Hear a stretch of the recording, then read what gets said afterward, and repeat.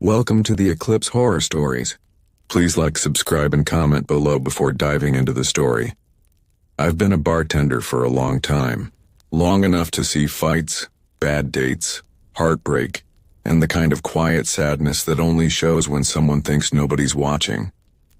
But nothing in my life prepared me for the kind of customers I serve now. My name's Alex, and I work at a place called the Devil's Horn. It looks like any other bar from the outside. Neon sign flickering, gravel parking lot. One busted light over the door that hums like a mosquito. But if you walk through that door after midnight, you'll notice what makes this place different. The regulars aren't people, not exactly. I didn't know that when I first got the job. My boss Keimer just said, "Keep your head down, follow the rule, and you'll live a long life." I thought he was joking. I thought maybe he meant the usual bar rule. Don't argue with drunks, don't water down the whiskey, smile enough to get tips. But it was more serious than that. The rule was simple. When Anna speaks, listen. Anna sits at the far corner of the bar. Always the same stool. Brown fedora, long coat, gloves no matter the season. He reads an old yellow newspaper like something from the 50s. I've never seen his face. Nobody has. And whenever he decides to say something, it usually means something bad is coming. I learned that the hard way my first week. It was a Thursday night. Quiet except for the clinking of glasses and the low hum of the jukebox. Jack, one of the regulars, was telling Damascus to stop flirting with the new waitress. Sally was sipping blood from a wine glass and pretending it was Merlot. Everything felt almost normal in a weird way. Then Anna spoke. Just one word, beware. He didn't look up from his paper. Didn't move. Just said it in that rough voice that sounds like gravel grinding in an old engine. The whole room froze. Even Damascus shut up. I didn't know what to do, so I laughed nervously and said, "Beware of what?" He didn't answer. He never does. 5 minutes later, a man walked in. He looked human. Clean suit, sharp jaw, blonde hair slicked back with too much gel. There's always that moment when someone new walks into this bar and you can tell whether they belong here or not. This guy didn't. But Sally smiled like she'd just spotted a prize. Damascus rolled his eyes. The stranger took a seat and asked for a Manhattan. His voice was too calm, too steady, like he'd rehearsed it. I poured the drink, keeping an eye on him. The other regulars went quiet. Even Jerry, the only human who sometimes drinks here, stopped talking mid-sentence. Everything went wrong when Jerry, already drunk, tried to stand up. He stumbled, tripped, and spilled his beer right across the man's $1,000 suit. The sound of glass hitting the counter was louder than it should have been. The stranger blinked slowly, then looked at Jerry. There was no anger in his face, just cold emptiness. And then, before anyone could react, he punched Jerry. One clean hit. Jerry went down like a sack of bricks. Damascus jumped over his stool and hit the guy back. The two of them crashed into the counter. Sally screamed. I shouted for Sean, the bouncer. But by the time he ran in, the fight was already a mess of broken bottles and blood. When it was over, the stranger stood up, his suit ripped, his eyes darker than before, too dark to be normal. He pointed at us and said, "You'll regret this. All of you." Then he left. Nobody spoke for a long time. I cleaned the glass off the counter and looked over at Anna. He hadn't moved an inch. Still reading that same yellow paper. But I swear, for half a second I saw him nod. Like he already knew this was just the beginning. That night when I closed up, the wind outside sounded wrong. It howled through the cracks of the old windows like it was alive. I told myself it was just nerves, but deep down I knew what Anna's warning meant. Something was coming, and it wasn't done with us yet. The next morning didn't feel like morning at all. The sky over the parking lot was gray and heavy, the kind of light that makes everything look flat and lifeless. I hadn't slept. My mind kept replaying that moment when the stranger pointed at me and said we'd regret it. The bar still smelled like stale beer and blood. I opened the back door to dump some trash and found claw marks on the metal frame. 4 deep grooves that hadn't been there before. When Keimer came in, I showed him. He didn't even look surprised. "It's a mark," he said quietly. "They'll be back." He didn't explain what they meant. I didn't ask. By evening we were open again. I tried to act normal, pouring drinks, cleaning glasses, pretending everything was fine. Jerry came in with a black eye and a stiff neck. "Guess I picked the wrong night to drink," he muttered. Sally teased him, but even she didn't sound like herself. Jack sat in his usual spot, tapping his fingers on the counter, eyes darting to the door every few minutes. Damascus was quieter than usual, his usual smirk gone. The whole room felt off, like everyone could sense something crawling under the surface. Around 10, Anna arrived. Same seat, same newspaper, but something was different. The air around him felt charged. I gave him a nod and went back to work, trying not to stare. About an hour later, Sean came in holding his arm against his chest. His shirt was torn, his face bruised. "They jumped me outside," he said, gasping. "3 of them. I barely got away." The room fell silent. Damascus stood, his eyes flashing amber for a second. "Was it that guy from last night?" he asked. Sean nodded weakly. "Him and 2 others. All looked the same. Same eyes." He sank onto a stool, breathing hard. "They said this was just a warning." Keimer came out from the office, his jaw tight. "I'll handle it," he said, though his voice shook. He looked at me. "Keep Anna happy. If he says anything, you listen. No questions." Then he turned and disappeared into the back room. The rest of the night was a blur. Everyone was tense, jumpy at every sound. Sally poured herself a drink from behind the bar and said, "If those creeps come back, I'll drain them dry." Her eyes glowed faintly red, but I could tell it was just bravado. Around midnight, Anna moved. Slowly, he folded his newspaper and set it on the counter. The motion was enough to make everyone freeze. He stood, turned toward the door, and said 2 words. "They're here." The front door banged open before I could even process what he meant. Sean leapt up, but he wasn't fast enough. The same man from the night before stepped inside, his perfect suit replaced by a dark coat, his smile too wide. Behind him came 3 more, all wearing matching expressions and calm, confident, hungry. "Evening, folks," and Ian, the man said. "Told you I'd be back," Sally hissed, her fangs flashing. Damascus pushed her behind him.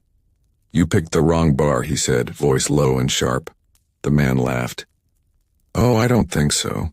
His eyes glowed faint red. "We're just here to finish what you started." Before anyone could move, the lights flickered. A low hum filled the room, like electricity buzzing through water. I felt it deep in my bones. The bottles behind the counter rattled one by one. Then the lights went out completely. Someone screamed, maybe Jerry.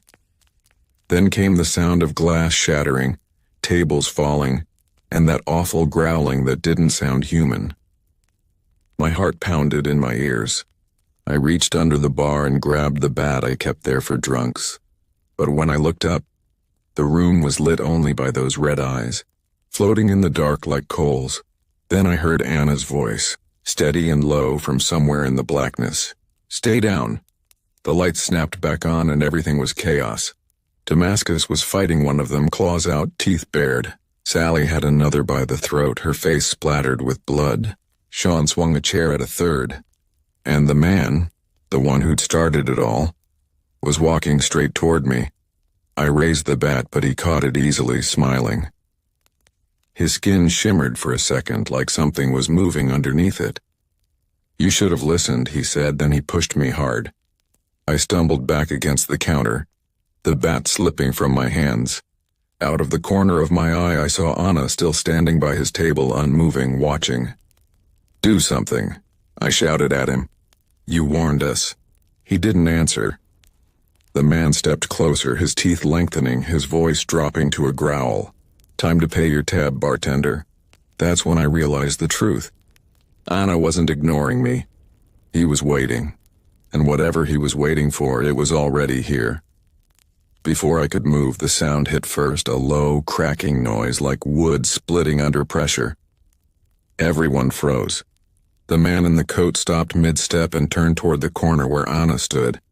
He hadn't moved until now. Slowly, he set the newspaper down on the counter and straightened his gloves. The air seemed to pull inward, heavy and cold, but not from wind. It was like the room itself was holding its breath. The man sneered. "So you're the one they all fear?" "The quiet one." Anna didn't answer. He just tilted his head slightly, as if listening to something far away. Then he whispered one word, something I couldn't understand, and the lights above us flickered again. The man laughed, but it came out wrong, jagged. "You think you can scare me?" His laughter stopped when his drink glass shattered on its own. Then the others, bottles, windows, mirrors, started cracking one by one, like the sound was chasing itself across the walls. Jack, who had been standing near the jukebox, muttered, "Oh, hell no," and ducked behind the counter. Jerry was too drunk to move. I grabbed him by the collar and pulled him down with me, just as another burst of glass rained over the bar. When I peeked over the counter again, Anna was walking toward the group of intruders. Not fast, just steady, deliberate. His gloved hand brushed the bar top as he passed, leaving a faint scorch mark where his fingers touched the wood. The man in the coat tried to talk again, but no sound came out. He clawed at his throat like something had locked inside it. His eyes bulged, turning from red to pale white. The others started backing away, growling low, but Anna didn't even look at them. He stopped in the center of the room and turned his head toward me. "Stay down," he said, same voice as before, calm and gravelly. I wanted to ask what he was, what any of this was, but I couldn't get a word out. My mouth was dry, my heart hammering so hard it hurt. Then everything went wrong again. One of the intruders lunged forward, swinging a broken bottle toward Anna. The glass never touched him. It just stopped in midair like it hit something invisible. Then it fell apart, the shards dropping straight down. The man holding it screamed as his hand twisted backward, bones snapping like dry sticks. That sound tore through me. Damascus jumped in, tackling one of the others. Sally bit another on the neck, her eyes wild. Sean, still bleeding from earlier, charged at the third with a broken stool leg. It was chaos, but somehow Anna stood perfectly still, watching everything with those unseen eyes. Then all at once he turned his head slightly as if listening again and muttered, "Enough." The word hit like thunder. Every bottle on the shelves behind me exploded, a wave of glass and smoke filling the air. The intruders screamed. The man in the coat dropped to his knees, clutching his head. For a second I thought it was over. But then the air shifted again, colder this time, and a new sound came, a slow, dragging scrape from outside the door. Everyone turned. The front door, still cracked from the fight, swung open. A fifth figure stood there, taller than the rest, its face hidden under a dark hood. The robe it wore dragged across the floor like wet fabric. I could feel the wrongness rolling off it. The same kind of pressure Anna carried, only twisted. The man in the coat looked up and smiled through the blood on his face. "You came," he croaked. Anna finally spoke again. "You shouldn't have." The robed figure raised its hand. The air shimmered purple around Anna, and suddenly he couldn't move. He froze mid-step, his shoulders locked, his head bowed slightly.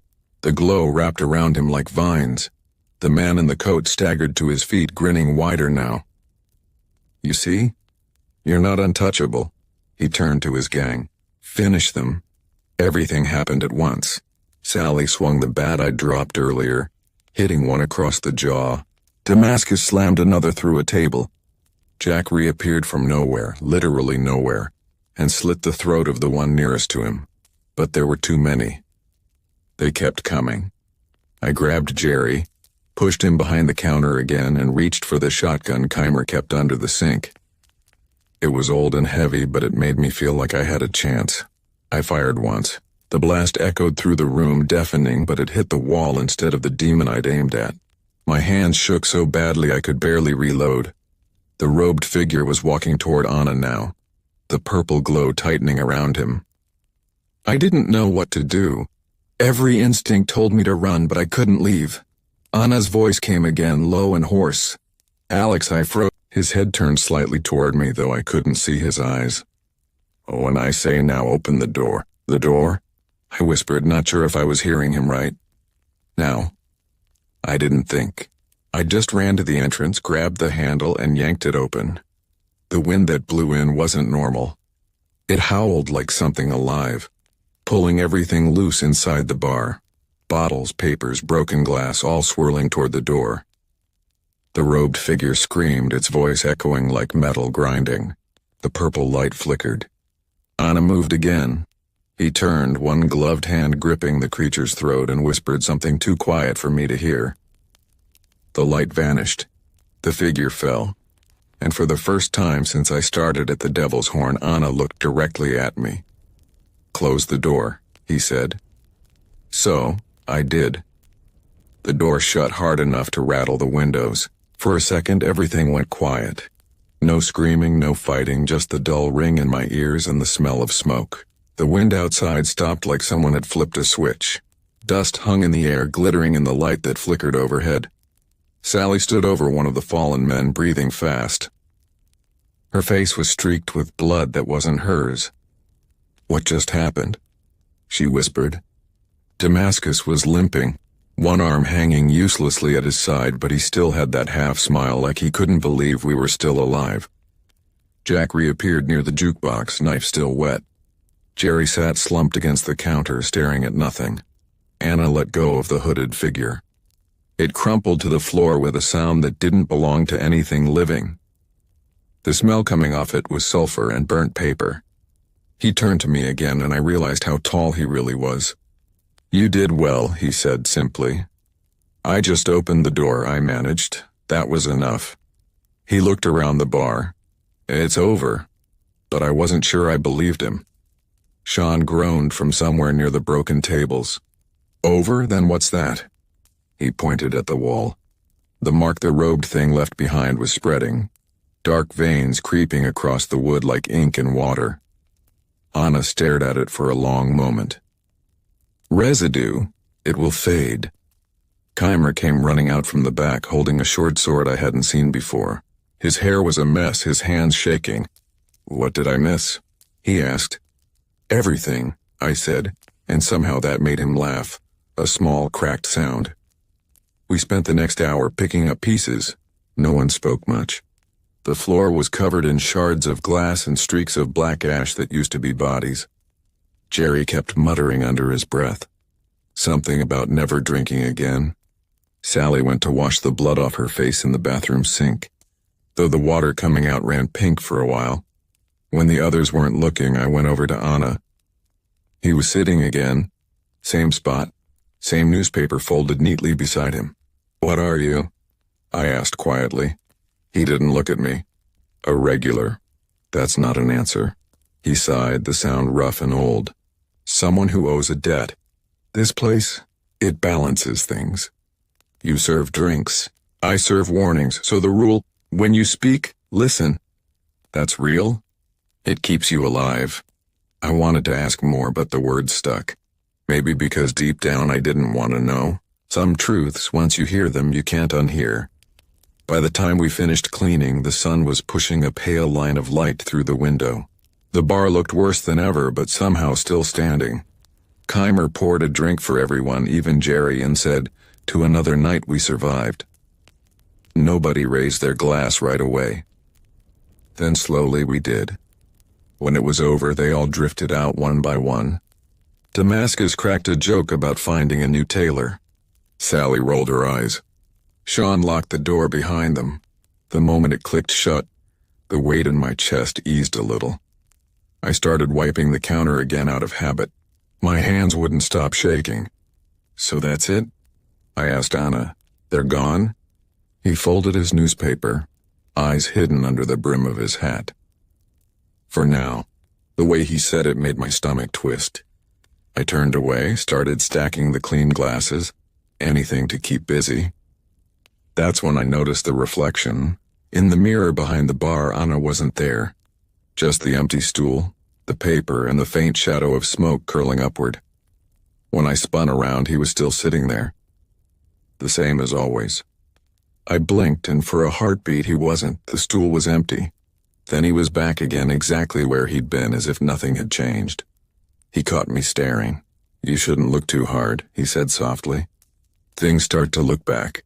That was the first time I felt real fear, not of him, but of what kind of place I'd agreed to work in. The sky outside was turning orange, birds just starting to sing.